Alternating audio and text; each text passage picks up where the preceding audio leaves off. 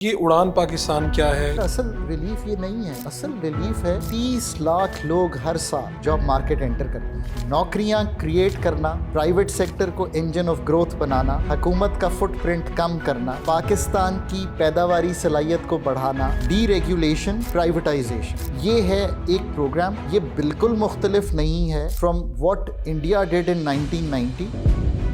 تو اس کا مطلب یہ ہے کہ ہم 2025 کے بارے میں پر امید ہو جائیں؟ فیلیور یہ ہے کہ یہ بڑی پروفیشنل اور ٹیکنیکل کام ہے، اداروں کو بیچنا، ملک کو ڈی ریگولیٹ کر کے آسانیاں پیدا کرنا، پیداواری صلاحیت بڑھانا۔ اگر یہ آسان ہوتا تو 77 سال میں کر لیا ہوتا۔ کہتے ہیں جی پاکستان اسٹاک ایکسچینج میں جناب یہ ہو گیا، سارے ریکارڈ ٹوٹ گئے، اس کا یہ کیا ہے؟ 55% اکانومی کا ہے ریٹیل اور ہول سیل، ٹیکس نہیں دیتے۔ ہم لگانے گئے تاجر دوست اسکیم کے تھرو، اس کو تو چھوڑیے، میں کئی دفعہ فائنانس کی ٹیبل پہ تھا، ہم نے لگا کر واپس لیا ہے۔ یار ایسا تو نہ کرے نا، don't threaten the government to take back a tax we put on you. جب تک فنڈ کے ساتھ ہیں ڈیفالٹ کا بوجھ اٹھ جاتا ہے۔ مارکیٹ ڈیفالٹ لیول پہ ٹریڈ کر رہی تھی، ہارڈ ارنڈ یعنی کہ مشکل سے لی گئی میکرو اسٹیبلٹی ہے at the back of an IMF programme, یہاں پہ کھڑے ہیں۔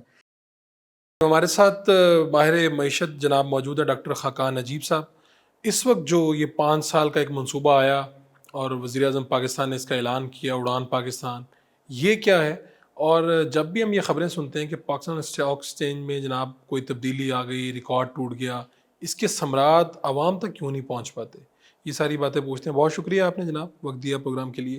یہ سب سے پہلا میرا سوال یہی ہے کہ کہتے ہیں جی پاکستان اسٹاک ایکسچینج میں جناب یہ ہو گیا، سارے ریکارڈ ٹوٹ گئے، فرسٹ ٹائم اس رفتار پہ چلا گیا، اس کا یہ کیا ہے؟ یعنی عام لوگوں تک تو وہی سب کچھ ہے، اور یہ کب پہنچے گا اور اس کی کوئی گروتھ میں کیا امپیکٹ ہوتا ہے اس کا؟ فاروق صاحب، جو اکانومی 24ویں بار ICU کے ڈاکٹر کے پاس گئی ہو تو یہ تو ہمیں سمجھنا پڑے گا کہ inherently some thing is wrong. ٹھیک ہے۔ IMF is a doctor of the last resort اور اے ڈاکٹر آف دی ICU۔ 24ویں بار آپ اس کے در پہ ہیں، پچھلے 10 سال میں تیسری بار اس کے در پہ ہیں۔ 2013 میں چونکہ میں فائنانس کی ٹیبل پر موجود تھا اور یہی گفتگو ہوئی، اور تب بھی میرا مشورہ تھا جانا چاہیے، ریزروز گر رہے تھے، میکرو انسٹیبلٹی تھی، ہم گئے IMF کے پاس، ہمارے ریزروز 19-20 ارب ڈالر پہ چلے گئے تھے اسٹیٹ بینک کے۔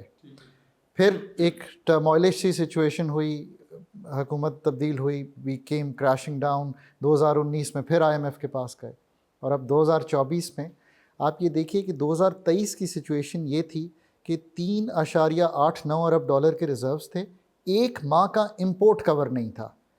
ادھر سے فنڈ کے ساتھ سفر شروع ہوتا ہے، تب بھی گورنمنٹ کو یہی ایڈوائس تھی کہ آپ چلے جائیں۔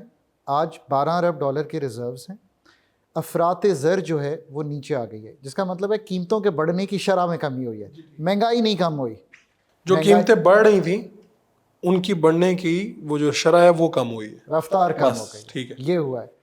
اور جو بیرونی خسارہ ہے اکانومی کو سلو کر کے، 22% کا پالیسی ریٹ رکھا ہوا تھا، انٹرسٹ ریٹ عام فہم زبان میں، کہ آپ بورو کریں گے، میں نے گاڑی لینی ہے، آپ 10 لاکھ کی گاڑی لیں تو 22% اس پہ دیں گے آپ، سو وہ 22% سے نیچے اب 13% آ گیا۔ یہ ایک سٹیبلٹی ہے، 10 سال میں تیسری بار آئی ہے۔ اس پہ جو سٹاک مارکیٹ ہے وہ ایک تھن مارکیٹ ہے پاکستان کی۔ جو بہت ڈیولپڈ ملکوں کی مارکیٹس ہوتی ہیں وہ بڑی ریپرزینٹیو ہوتی ہیں، کہ جو ہر ہاؤس ہولڈ ہے اس کی جو ریٹائرمنٹ ہے وہ بھی وہیں پڑی ہوئی ہے۔ ہمارے ہاں ایسا نہیں ہے، 2-2.5 لاکھ انویسٹر کی مارکیٹ ہے، یہ ایک تھن مارکیٹ ہے، بٹ اس کا یہ مطلب نہیں ہے کہ وہ بالکل ریپرزینٹ نہیں کرتی پاکستان کی سٹوری کو۔ جو میں نے ابھی آپ کو سٹوری بتائی ہے، from default to a stability, 16 ارب ڈالر کے قرضے مؤخر ہو گئے۔ کس نے مؤخر کیے؟ چائنا نے مؤخر کیے، UAE نے مؤخر کیے، سعودی عربیہ نے مؤخر کیے۔ تو ایک بوجھ اٹھ گیا کہ کوئی ڈیفالٹ نہیں ہے۔ جب تک فنڈ کے ساتھ ہیں ڈیفالٹ کا بوجھ اٹھ جاتا ہے۔ نرخ بہت نیچے چلے گئے تھے، مارکیٹ ڈیفالٹ لیول پہ ٹریڈ کر رہی تھی، پرائس ٹو ارننگ ایک ریشیو ہوتا ہے، اس کو آسانی سے سمجھیے، یہ پاکستان کا 7 کے قریب رہتا ہے۔ جب ڈیفالٹ کی بات ہوئی تو یہ نیچے 3 پہ چلا گیا، قیمتیں اتنی نیچے چلی گئیں، ٹھیک ہے، سو وہاں سے مارکیٹ رائز ہوتی ہے اور اب 1,17,000 پہ چلی گئی ہے۔ کچھ آف کورس بینڈ ویگن اور یوفوریا بھی ہوتا ہے، کچھ لیکوڈیٹی بہتر ہو گئی ہے۔ لیکوڈیٹی سے کیا مطلب ہے؟ پہلے آپ بورو کرنے جائیں، آپ گورنمنٹ سب سے بڑی بورور تھی، آپ کو پیسے نہیں ملتے تھے۔ دوسرا، آپ بورو کر رہے تھے 22% پہ، تو اس کا مطلب ہے میں 30% کماؤں گا تو 22% واپس کروں گا، اب 13% آ گیا ہے، سو لیکوڈیٹی بہتر ہو گئی ہے۔ دوسرا فاروق صاحب اگر آپ آج کہیں کہ ڈاکٹر صاحب مجھے بتائیں میں پیسے کہاں رکھوں, تو آپ بینک میں جائیں گے تو آج آپ کو 10% بھی نہیں ملے گا. تو پھر آپ کو ایک دوست کہے گا کہ یار یہ دیکھو یہ حبیب بینک کا اسٹاک خریدو, UBL کا خریدو, NRL کا خریدو, PSO کا خریدو, جو اینگرو کا خریدو, فرٹیلائزر کا خریدو, سیمنٹ کا خریدو. سو اسٹاک مارکیٹ میں ایک یہ بھی انٹرسٹ ہوا کہ آپ کے پاس ذرائع ٹو انویسٹ کم ہو گئے تھے, ٹھیک. اور دوسری بات یہ بھی یاد رکھیے کہ یہ جو پراپرٹی ہے it's also not doing well. So آپ کہاں جائیں گے؟ سو بہت سے لوگ they flock back to the stock market. یہ ہے اسٹیبلٹی, مارکیٹ نے پرسیو کیا اس کو, ڈیفالٹ کا رسک دور ہوتا ہے, ہمارے ریزروز کی پوزیشن بہتر ہوتی ہے, لیکوڈیٹی بہتر ہوتی ہے, اس لیے مارکیٹ دکھا رہی ہے یہ تو بات. اب ہم یہ ہمارے وزیر اعظم کہہ رہے ہیں کہ ہم کھڑے ہیں 2018 سے بہتر سچویشن میں یہاں پہ. تو اب اگر اس اسٹیٹمنٹ کو دیکھا جائے تو آپ اس کا انالیسس کیسے کرتے ہیں؟ پاکستان کی اکانومی فاروق صاحب ٹپکلی بیہیو کر رہی ہے جیسے لٹریچر یعنی کہ ہماری تحقیق بتاتی ہے اکانومیز بیہیو کرتی ہیں جب IMF کا پروگرام ہوتا ہے. خسارے سنبھل جاتے ہیں.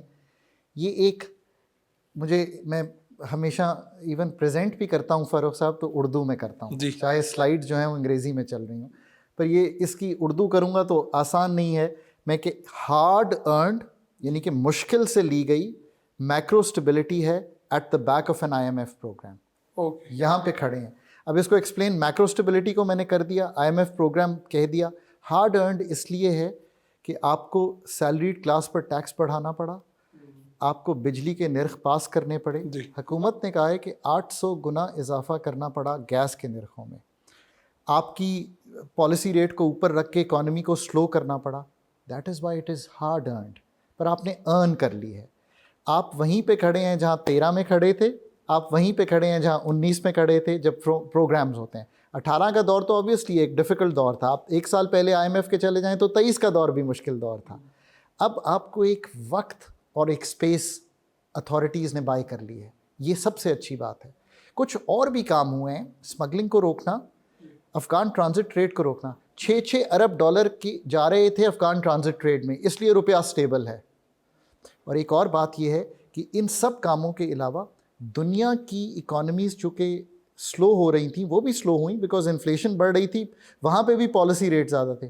جو تیل ہے جب وہ 70-72 ڈالر بیرل پہ آتا ہے, پاکستان کی اکانومی وائبل ہو جاتی ہے.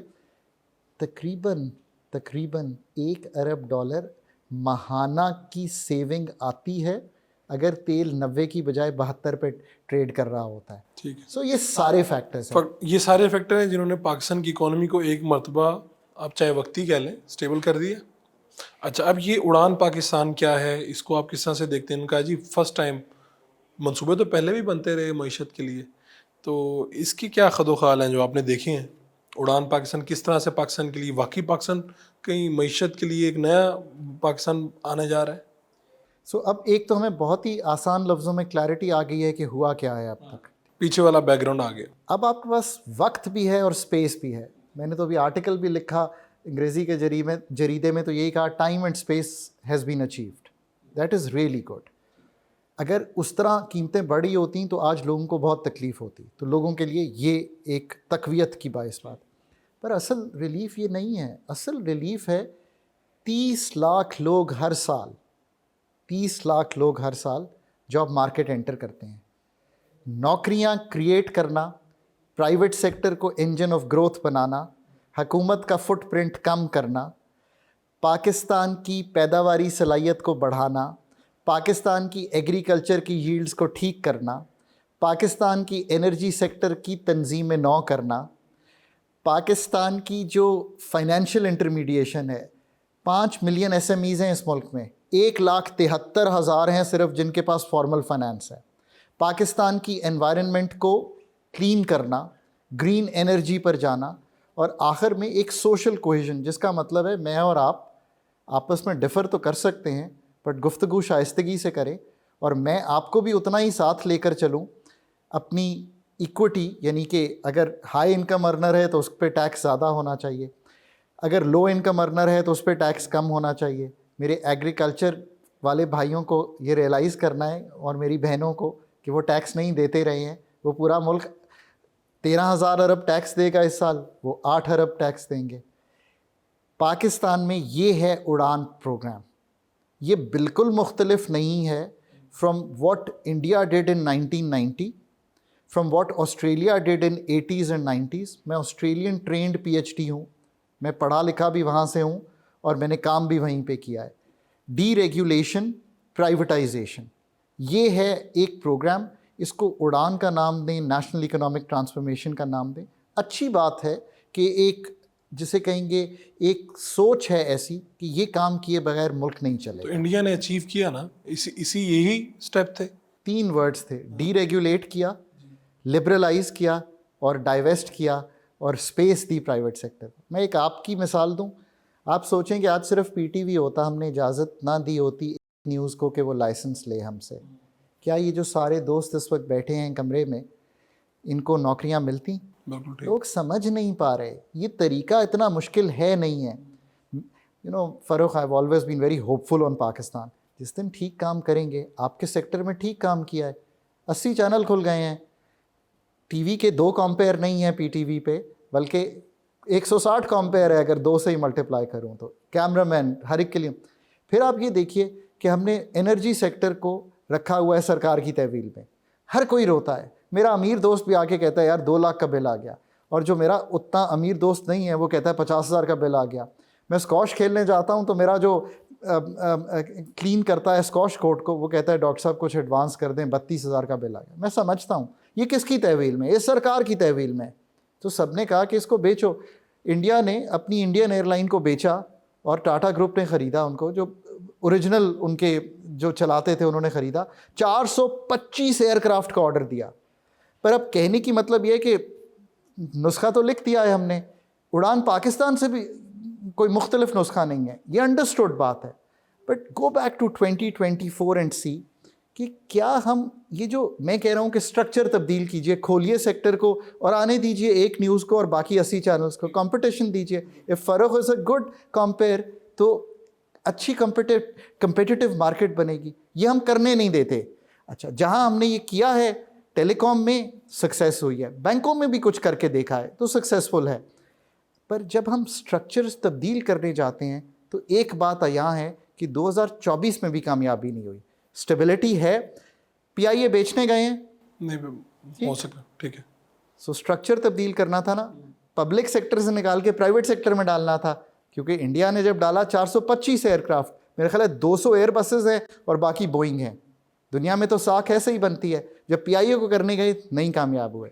دوسری بات دیکھیے, میرے دوست ہیں 55% اکانومی کا ہے ریٹیل اور ہول سیل. آپ کے بھی دوست ہوں گے, دکاندار بھی, ہول سیلر بھی, اکبری منڈی میں بھی. اب کیا چکر ہے, ٹیکس نہیں دیتے, ٹھیک ہے. ہم لگانے گئے تاجر دوست اسکیم کے تھرو. اس کو تو چھوڑیے, میں کئی دفعہ فائنینس کی ٹیبل پہ تھا, ہم نے لگا کر واپس لیا ہے, ٹھیک. پھر جب PMLN کی لاسٹ کمنڈ آئی انہوں نے بھی پھر لگایا, جب PDM آئی تھی پھر واپس لیا. یار ایسا تو نہ کرے نا. Don't threaten the government to take back a tax we put on you, because آپ اگر ہائی ارنر ہیں, آپ بہت اچھے کمپیئر ہوں گے, میں مان لیتا ہوں تھوڑی دیر, تو آپ پہ تو ہم 39% ٹیکس لے رہے ہیں. 39% آپ کی انکم کا, لاکھ روپیہ, لاکھ تو نہیں کروڑ روپیہ کمائیں گے تو 39 لاکھ روپیہ تو ہم لے جائیں گے, اسٹیٹ لے جائے گی, گورنمنٹ لے جائے گی. سو سمجھنے کی کوشش کیجیے. پر آپ کا یہ ریٹیلر دوست جو ہے وہ تو کچھ بھی نہیں دے رہا.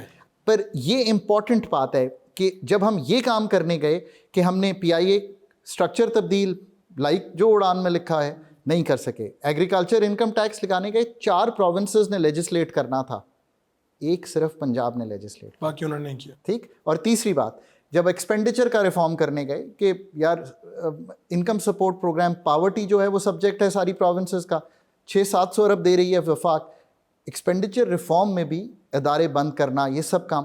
سو whenever we have gone to do the hard work, وہ نہیں ہوتا. That is why every time stability تھوڑی دیر کے لیے آتی ہے, IMF وڈرا ہوتی ہے and we are back to there. تو اب آپ یہ کہہ رہے ہیں کہ یہ جو ہم نے سوچا ہے, یہ ہم پیپر پہ لے کے آئے ہیں, اس کو اب کروا لیں تو تب پھر پاکستان معاشی طور پہ ٹھیک ہو جائے گا, اگر آپ کروا لیتے ہیں. وہی جو آپ کہہ رہے تھے اسٹرکچر چینجز ہیں, یہ انہی کی بات کر رہے ہیں آپ؟ درست, ٹھیک ہے. تو اس کا مطلب یہ ہے کہ ہم 2025 کے بارے میں پر امید ہو جائیں. دیکھیے اب ان دی اینڈ تو یہ ڈٹرمن کرے گی چیز پاکستان کی. یہ اب ہم تو سمجھ گئے ہیں سب کہ یہ کیا ہے, یہ تو اب عام آدمی کو بھی سمجھ آ گئی ہے. اب مسئلہ یہ ہے کہ کویشچن از کہ یہ ہوتا کیوں نہیں ہے. لوگ کہتے ہیں کہ جی امپلیمنٹیشن فیلئر ہے. دیکھیں یار, فیلئر یہ ہے کہ یہ بڑی پروفیشنل اور ٹیکنیکل کام ہے. اداروں کو بیچنا, ملک کو ڈی ریگولیٹ کر کے آسانیاں پیدا کرنا, پیداواری صلاحیت بڑھانا, اگر یہ آسان ہوتا تو 77 سال پہ کر لیا ہوتا. جب تک آپ ایسی HR ان اداروں میں نہیں لائیں گے جو پروفیشنلی ان سب کاموں کو سمجھتی ہو, فریم ورکس بنانا جانتی ہو, جامع طور پر اس کو لے کر امپلیمنٹ کرنا جانتی ہو, تب تک یہ آن دا سائڈ تو پریفری جسے کہتے ہیں کہ مطلب آن دی ایجز تو کچھ چیزیں ہوتی دکھائی دیں گی, پر ٹرانسفارمیشن ڈیپ چاہیے اور تنظیم نو چاہیے کئی جگہ پر. اب یہ ڈٹرمن کرے گا کہ اتھارٹیز کی ٹیمز انرجی میں, پبلک سیکٹر ایکسپینڈیچرز کو ٹھیک کرنے میں, پرائیویٹائزیشن میں, انویسٹمنٹ میں کیا آتی ہیں. ٹھیک ہے ڈاکٹر صاحب, بہت شکریہ آپ کا. بڑی آسانی سے آپ نے ہمیں کم از کم یہ سمجھایا کہ یہ اڑان پاکستان کیا ہے اور پاکستان واقعی اڑان کیسے بھر سکتا ہے.